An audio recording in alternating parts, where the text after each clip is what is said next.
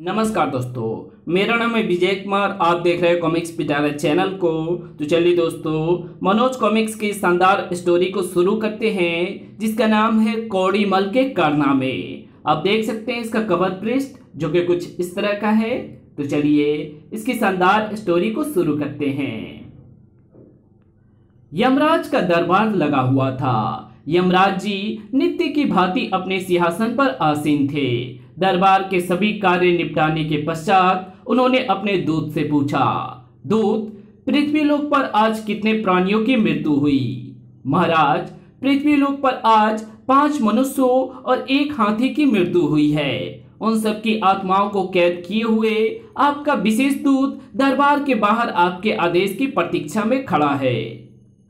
तो जाओ, जाकर उस दूत को दरबार में उपस्थित होने का हमारा आदेश सुनाओ। जो आज्ञा महाराज, कहकर दूत यमराज को प्रणाम करके दरबार से चला गया।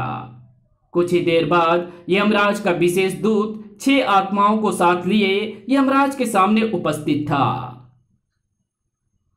उन आत्माओं पर एक दृष्टि डालकर यमराज ने दूत से कहा, दूत, बड़े आश्चर्य की बात है, इतनी विशाल पृथ्वी पर आज केवल 6 प्राणियों की ही मृत्यु हुई। महाराज, ये देखकर तो आज मैं भी बड़े आश्चर्य में हूं। पहले तो कभी ऐसा नहीं हुआ। खैर, कोई बात नहीं, अब तुम जा सकते हो। जी महाराज। दूत के जाने के पश्चात यमराज ने उन 6 आत्माओं से पूछा, अब तुम सब क्रम से ये बताओ कि तुम सबकी मृत्यु किस प्रकार हुई। यमराज की बात सुनकर आत्माओं में सबसे आगे खड़े एक बूढ़े की आत्मा ने कहा, महाराज, मेरा नाम दीनानाथ पंडित है। आज प्रातः जब मैं गंगा में स्नान करने के लिए उसके जल में उतरा तो गहरे जल में जाने के कारण मैं गंगा में डूब गया और मेरी मृत्यु हो गई। ओह, तुम पवित्र गंगा में डूबकर मृत्यु को प्राप्त हुए हो, इसलिए तुम्हारे लिए स्वर्गलोक का रास्ता खुला हुआ है। इस प्रकार एक एक करके यमराज ने 4 अन्य मानवीय आत्माओं से भी उनकी मृत्यु के विषय में पूछताछ करके अपना निर्णय उन्हें सुनाया। तत्पश्चात हाथी की आत्मा से पूछा, तुम बताओ हाथी, तुम्हारी मृत्यु कैसे हुई? महाराज, मैं वन में अपने साथियों के साथ झुंड में आराम पूर्वक रह रहा था कि आज जंगल में शिकार पर निकले शिकारी ने मुझे अपना निशाना बनाकर मार गिराया। क्या कह रहे हो तुम? इतने विशालकाय होते हुए भी तुम एक अदना से शिकारी के हाथों मारे गए? मैं सच कह रहा हूं महाराज।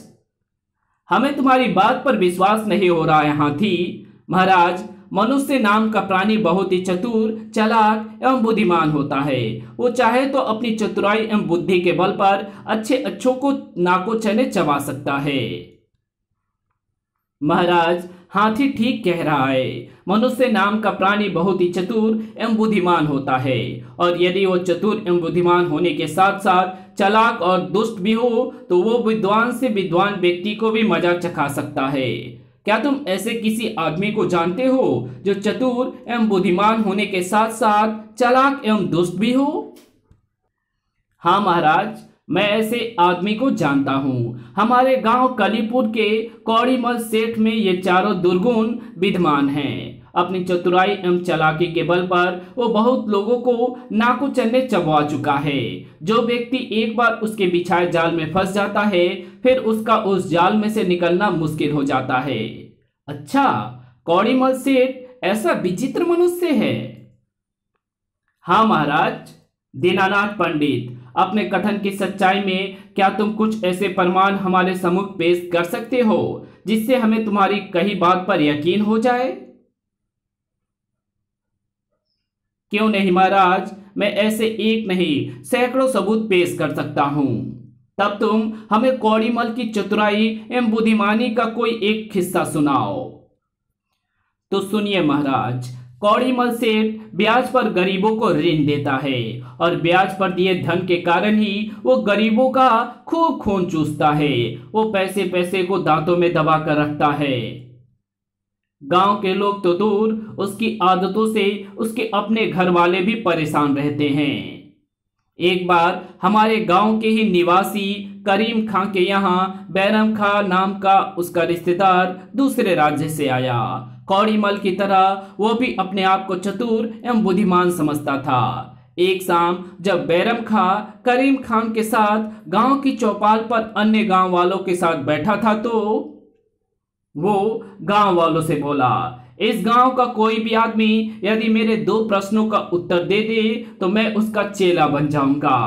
बैरम खां की बात सुनकर सब गांव वाले एक दूसरे के मुंह की ओर देखने लगे। वहीं पर कौड़ीमल सेठ भी बैठा था। बैरम खां की बात सुनकर उसे ताव आ गया। इस बैरम खां की ये मजाल कि हमारे गांव वालों को इस प्रकार चुनौती दे, मैं इसके प्रश्नों का मुंह तोड़ जवाब दूंगा। ये सोचकर उसने बैरम खां से कहा, बैरम खां, मैं तुम्हारे प्रश्नों का उत्तर दूंगा, बताओ तुम्हारे प्रश्न क्या हैं? कौड़ीमल की बात सुनकर गांव वाले उत्सुकता से उसके मुख की ओर देखने लगे। तब बैरम खां ने कौड़ीमल से कहा, कौड़ीमल सेठ, मेरा पहला प्रश्न ये है कि क्या खुदा की खुदाई को कोई जानता है? ये कैसा प्रश्न है? कौड़ीमल सोच में पड़ गया। मन ही मन में कुछ सोच विचार करके कौड़ीमल ने बैरम खां से कहा, बैरम खां, मैं खुदा की खुदाई को जानता हूं, तो बताओ खुदा की खुदाई कैसी होती है? बैरम खां, अपने इस प्रश्न का उत्तर पाने के लिए तुम्हें मेरे एवं गांव वालों के साथ गांव के बाहर वाली नहर के किनारे चलना होगा। तो चलो, देरी किस बात की है? तब सब लोग उठकर कौड़ीमल और बैरम खां के साथ बाहर वाली नहर की ओर चल दिए। नहर के किनारे पर पहुंचकर कौड़ीमल ने बैरम खां से कहा, बैरम खां, ये नहर किसने खुदवाई है? मुझे क्या पता। बैरम खां, मेरी बात को इस प्रकार ना टालो, जरा सोच समझकर बताओ कि ये नहर किसने खुदवाई है। अगर तुम जरा से भी बुद्धिमान हुए तो बड़ी आसानी से बता सकते हो कि ये नहर किसने खुदवाई है। कौड़ीमल की बात सुनकर बैरम खां सोच में पड़ गया। बड़े सोच विचार के पश्चात उसने कौड़ीमल से कहा, कौड़ीमल सेठ, सारी दुनिया पेड़ पौधे जीव जंतु इत्यादि खुदा के बनाए हुए हैं। इस प्रकार ये नहर भी खुदा की खुदवाई हुई है। तुमने ठीक कहा बैरम खां। अब तो तुम खुदा की खुदाई के बारे में जान गए होगे। यही है खुदा की खुदाई और यही है तुम्हारे प्रश्न का उत्तर। कौड़ीमल की बात सुनकर बैरम खां चकित रह गया। कौड़ीमल तो बहुत चलता पुर्जा है। किस सफाई से इसने मेरे प्रश्न का उत्तर मुझसे ही दिलवाया है। अब बैरम खां ने कौड़ीमल से कहा, कौड़ीमल, मेरा दूसरा प्रश्न है कि क्या कोई किसी के मन की बात जान सकता है? हाँ, मैं जान सकता हूं। लेकिन कैसे? इस बात का उत्तर मैं तुम्हें अपने गांव के जमींदार शेर सिंह के सामने दूंगा। तुम्हें अपने प्रश्न का उत्तर पाने के लिए अब मेरे साथ जमींदार शेर सिंह के यहाँ चलना होगा। तब सब लोग जमींदार शेर सिंह के यहाँ पहुंचे। लोगों की भीड़ देखकर जमींदार शेर सिंह बोले, क्या बात है, तुम लोग इस समय कैसे आए हो? जमींदार की बात सुनकर कौड़ीमल सेठ हाथ जोड़कर बोला, जमींदार साहब, बैरम खां ने मुझसे एक प्रश्न पूछा है कि क्या कोई किसी के मन की बात जान सकता है। मैं उसी बात का उत्तर देने के लिए बैरम खां और लोगों के साथ आपके पास आया हूँ। अच्छा, क्या तुम किसी के मन की बात बता सकते हो? हाँ जमींदार साहब। तो बताओ, इस समय प्रश्न करने वाले बैरम खां के मन में क्या है? वो इस समय क्या सोच रहा है?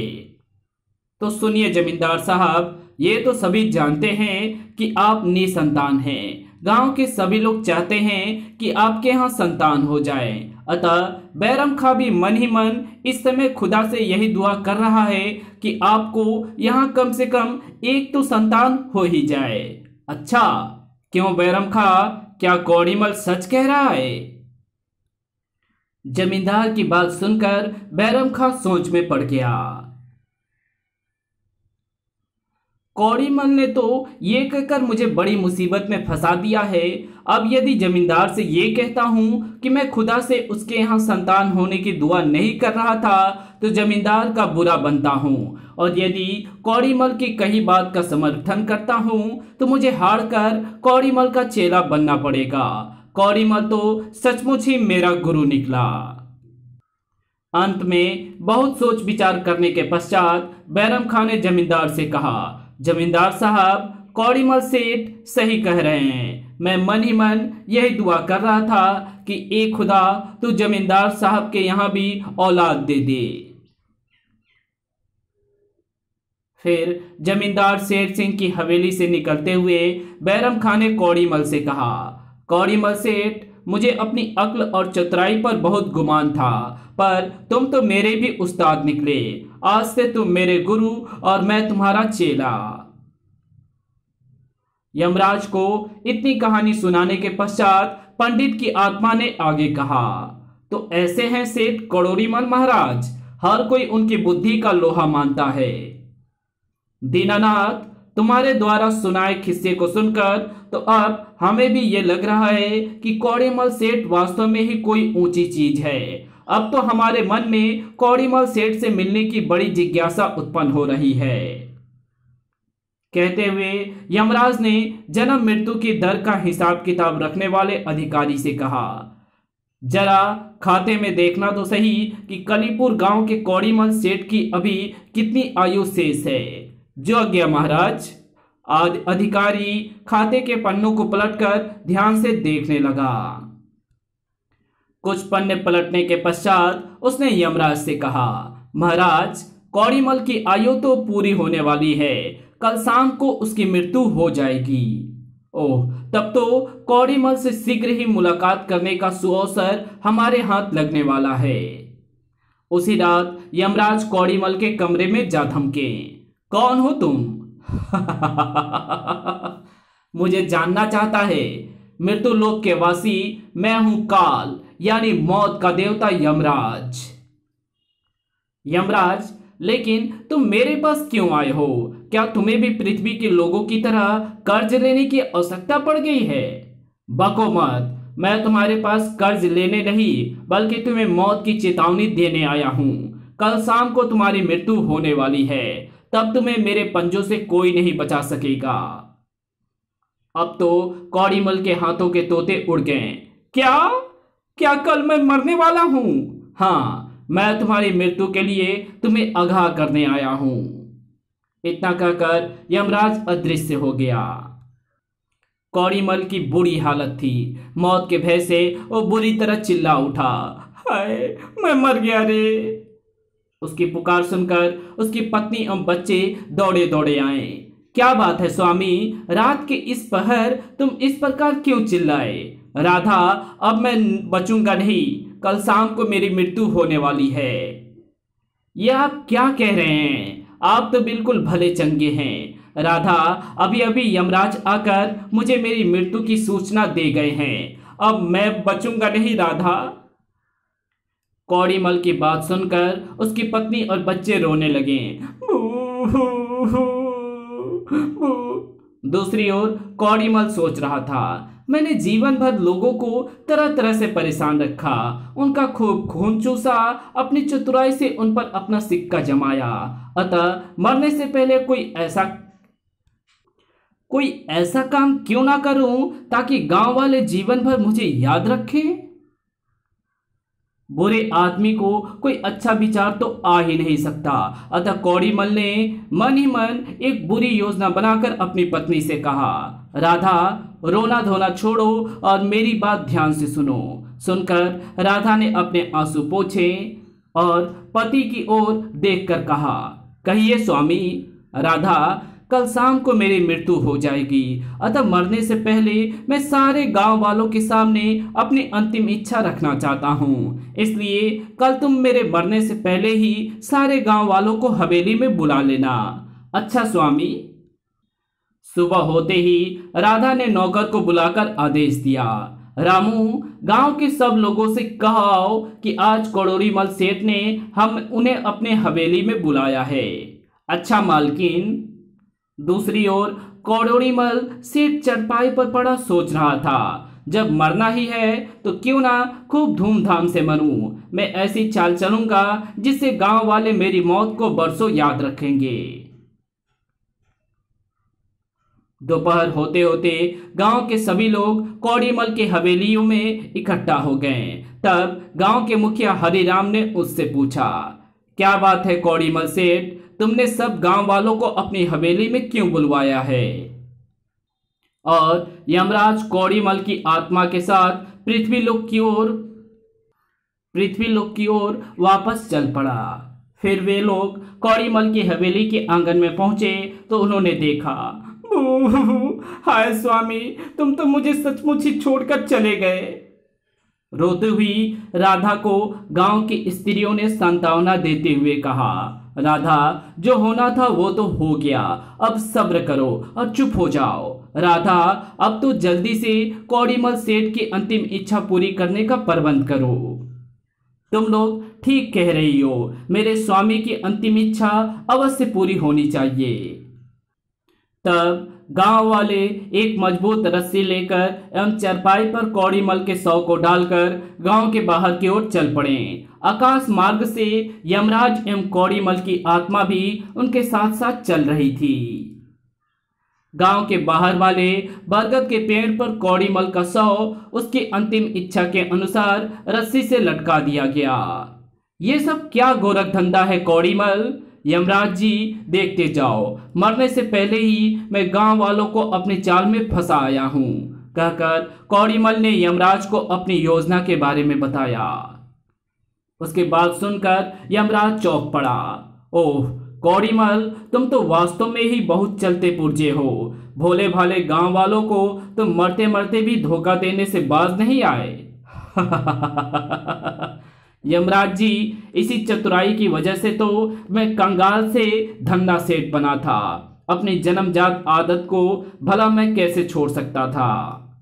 इधर गांव वाले कौड़ीमल के शव को पेड़ पर लटकाकर अपने अपने घर चले गए। राह से गुजरते आदमी गांव वाले से पूछते हैं, क्यों भाई, ये शव किसका है और पेड़ पर रस्सी से क्यों लटका हुआ है?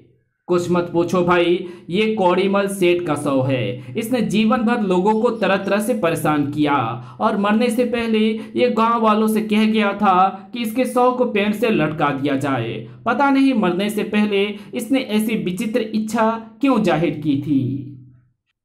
ये बात एक दूसरे से होती हुई थानेदार बजरंगी लाल के कानों में भी पहुंची। उसने सोचा, कहीं ऐसा तो नहीं कि कौड़ीमल सेठ गरीबों को तंग करता था, इसलिए गांव वाले ने मिलकर उसके गले में फांसी का फंदा डालकर उसे जिंदा ही फांसी पर लटका दिया हो। मुझे इस बात की खोजबीन करनी चाहिए। सबसे पहले उसने मौके पर जाकर कौड़ीमल की लाश का निरीक्षण किया। लाश की जीभ, आंखें वगैरह तो बाहर को नहीं निकली हुई है, लेकिन फिर भी इस बहाने गांव वालों से रुपया ऐंठने का यह बहुत अच्छा अवसर है। अतः थानेदार बजरंगी लाल के निर्देश पर कालीपुर गांव के चारों तरफ पुलिस तैनात कर दी गई और सारे गांव वाले को बेड़िया डालकर थाने ले जाया गया। बैठे बिठाए ये क्या मुसीबत आ पड़ी है। थाने में थानेदार बजरंगी लाल ने सारे गांव वालों की खूब पिटाई करवाई। बताओ, कौड़ीमल को फांसी पर किसने लटकाया? सड़क हुजूर, फांसी पर तो उसे उसकी अंतिम इच्छा के अनुसार ही लटकाया गया था। वैसे वो मर पहले ही गया था, केवल उसके शव को ही रस्सी से पेड़ पर लटकाया गया था। कुछ भी हो, तुम लोगों ने संगीन जुर्म किया है। यदि तुम सब बचना चाहते हो तो मुझे 5,000 रुपया चुपचाप दे दो, वरना मैं एक एक को काल कोठरी में डाल दूंगा। ये तो हम गरीबों पर बहुत जुल्म है थानेदार साहब। कुछ भी हो, बिना रुपए लिए मैं एक को भी नहीं छोड़ूंगा। तब और कोई रास्ता ना देखकर मुखिया ने थानेदार से कहा, ठीक है थानेदार साहब, आप इस समय तो हम सबको छोड़ दीजिए। गांव जाते ही मैं आपके पास 5,000 रुपये भिजवा दूंगा। तब थानेदार ने उन सबको छोड़ दिया। थाने से निकलता हुआ हर आदमी अब कौड़ीमल को कोस रहा था। कौड़ीमल तो बड़ा ही मनहूस निकला। मरने के बाद भी उसने हमारा पीछा नहीं छोड़ा और हमें थाने का मुंह दिखा दिया। बड़ा ही कमबख्त था कौड़ीमल। न हम उसके अंतिम इच्छा पूरी करते, न इस मुसीबत में फंसते। इस प्रकार कौड़ीमल को कोसते हुए गांव वाले वहां से चले गए।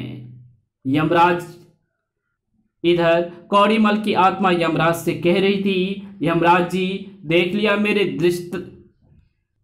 मेरी दुष्टता एवं चतुराई का एक नमूना। कौड़ीमल, वास्तव में ही तुम बहुत चालाक एवं चतुर आदमी हो। अब यमराज पुनः कौड़ीमल की आत्मा को लेकर आकाश में उड़ चला। पंडित दीनानाथ की आत्मा कौड़ीमल के बारे में सही ही कह रही थी। कौड़ीमल हरफन मौला आदमी है। यमराज कौड़ीमल की आत्मा को लेकर महाराज इंद्र के दरबार में जा पहुंचा।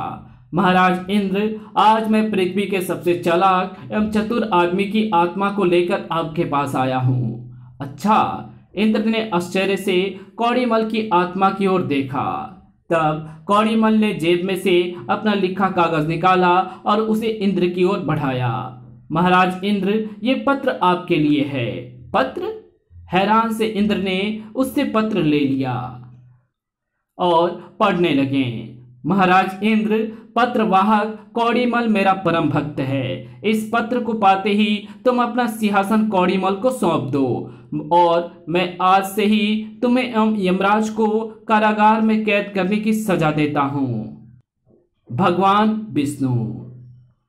पत्र पढ़कर इंद्र हक्के बक्के से रह गए। भगवान विष्णु ने ये कैसा विचित्र आदेश दिया है, लेकिन उनका ये आदेश तो मानना ही पड़ेगा। ये सोचकर इंद्र अपने सिंहासन से उठा और कौड़ीमल से बोला, आओ कौड़ीमल सेठ, आज से तुम इस सिंहासन के स्वामी हो। सुनकर कौड़ीमल उसकी ओर बढ़ा। इंद्र ने उसे अपने सिंहासन पर बिठा दिया। तब दरबार में उपस्थित देवता गणों ने इंद्र से कहा, ये क्या महाराज, आपने अपना सिंहासन पृथ्वीलोक के एक साधारण से आदमी को क्यों सौंप दिया? देवगणों, ये मेरा नहीं, भगवान विष्णु का आदेश है। उन्हीं के आदेश पर मैंने कौड़ीमल को यह सिंहासन सौंपा है। आज से आपको कौड़ीमल का ही आदेश मानना है। तब सिंहासन पर बैठे कौड़ीमल ने एक अनुचर को आदेश दिया, अनुचर, इंद्र और यमराज को कारागार में बंद कर दो। जो आज्ञा महाराज। अनुचर ने तुरंत ही कौड़ीमल की आज्ञा का पालन किया। इंद्र और यमराज को कारागार में बंद कर दिया गया। यमराज ये देखकर हक्का बक्का था। लगता है यहाँ पर भी कौड़ीमल ने अपना चक्कर चलाकर हमें अपने जाल में फंसा लिया है। दूसरी ओर दरबार से कौड़ीमल इंद्र के महल में पहुंचा। वहां उसे इंद्र की पत्नी इंद्राणी मिली। देवी इंद्राणी, आज से हम इंद्र हैं, तुम्हारे पति कारागार में हैं, इसलिए अच्छाई इसी में है कि तुम हमसे विवाह कर लो और इस महल में सुख से रहो। क्या कह रहे हो तुम? किसने तुम्हें यहाँ का इंद्र बनाया? मैं सच कह रहा हूँ इंद्राणी, भगवान विष्णु के आदेश पर ही हम यहाँ के नए इंद्र बने हैं। सुनकर इंद्राणी ने क्रोध भरे दृष्टि से उसकी ओर देखा और तेजी से कक्ष से निकल गई। अपने कक्ष में आकर उन्होंने अपनी विश्वसनीय दासी को बुलाया। तुम्हें इसी समय हमारे साथ भगवान विष्णु के पास चलना है। जो आज्ञा महारानी। दासी को साथ लेकर इंद्राणी विष्णु जी के पास पहुंची। देवी इंद्राणी, तुम कहो कैसे आना हुआ? इंद्रलोक में सब कुशलता से तो है। भगवान, महाराज इंद्र और यमराज को कैद में डलवाकर आप वहां की कुशलता के समाचार मुझसे क्यों पूछ रहे हैं? क्या मतलब? इंद्र और यमराज को कैद में किसने डाला? भगवान, आपने ही तो अपने भक्त कौड़ीमल को अपना पत्र दिया था। अपने पत्र में महाराज इंद्र को उसे सिंहासन सौंपने और महाराज इंद्र को एवं यमराज को कारागार में डालने के आदेश आपने ही तो दिए थे। ये सुनकर विष्णु भगवान चौंके। देवी इंद्राणी, लगता है किसी ने इंद्र और यमराज के विरुद्ध कोई गहरा षड्यंत्र रचा है। हम अभी तुम्हारे साथ इंद्रलोक चलते हैं। चलिए भगवान, और चलकर इंद्र और यमराज को कारागार से मुक्त करवाइए। विष्णु को साथ लेकर इंद्राणी इंद्रलोक पहुंची। इंद्र के सिंहासन पर बैठे कौड़ीमल ने विष्णु से पूछा, कौन हो तुम?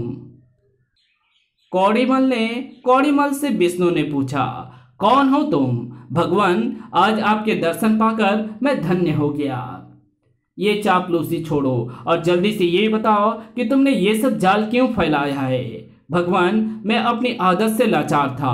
पृथ्वी पर मैं जब तक रहा लोगों को अपने जाल में फंसाता रहा, सो यहाँ आने पर भी मेरा दिमाग चैन से नहीं रहा। मैं पृथ्वी पर से प्रस्थान करने से पहले ही अपना जाल फैला चुका था। क्या मतलब? तुम जो कुछ कहना चाहते हो विस्तार पूर्वक बताओ। तो सुनिए भगवान, जब यमराज मेरे प्राण लेने पृथ्वी लोक पर गए तो मरने से पहले मैंने एक पत्र इंद्र के नाम लिखा और उस पत्र के नीचे आपका सुदर्शन चक्र बनाकर आपका नाम लिख दिया। यहाँ आकर वही पत्र मैंने इंद्र को दिया था। ओह, तो ये बात है, उसी पत्र के कारण ये गड़बड़ी हुई है। जी भगवान। कौड़ीमल, तुमने जो कुछ भी किया है गलत किया है। तुम्हें ऐसा नहीं करना चाहिए था। अब जल्दी से इस सिंहासन से उतरो। ये सिंहासन इंद्र का है, उसका ही इस पर अधिकार है। भगवान, इस सिंहासन को मैं एक ही शर्त पर छोड़ूंगा। कौन सी शर्त पर? भगवान, मैंने जीवन भर पाप ही पाप किए हैं, इसलिए निश्चय ही मुझे नरक में जाना पड़ेगा। यदि आप मुझे स्वर्ग में भेजने का वचन दें तो मैं सहर्षि इंद्र का सिंहासन खाली कर दूंगा। सुनकर भगवान विष्णु हंस पड़े। कौड़ीमल, तुम बहुत ही चतुर हो। जाओ, हम तुम्हें स्वर्गलोक जाने का आदेश देते हैं। धन्यवाद भगवान। तब कौड़ीमल इंद्र को उसका सिंहासन सौंपकर स्वर्ग चला गया। यमराज भी कौड़ीमल को कोसता हुआ यमपुरी चला गया। इसी के साथ ये कहानी यहीं समाप्त होती है। तो आपको ये वीडियो कैसी लगी कमेंट में लिख करके जरूर बताना, और अगर आपको ये वीडियो पसंद आई हो तो इस वीडियो को लाइक शेयर कमेंट जरूर कर देना, और चैनल को सब्सक्राइब कर ऑल नोटिफिकेशन को सिलेक्ट जरूर कर देना, और हमारे दूसरे चैनल डिवाइन टेक्नोलॉजी और फेमस पीपल बायोग्राफी को जरूर से सब्सक्राइब कर लेना। Thanks for watching my videos.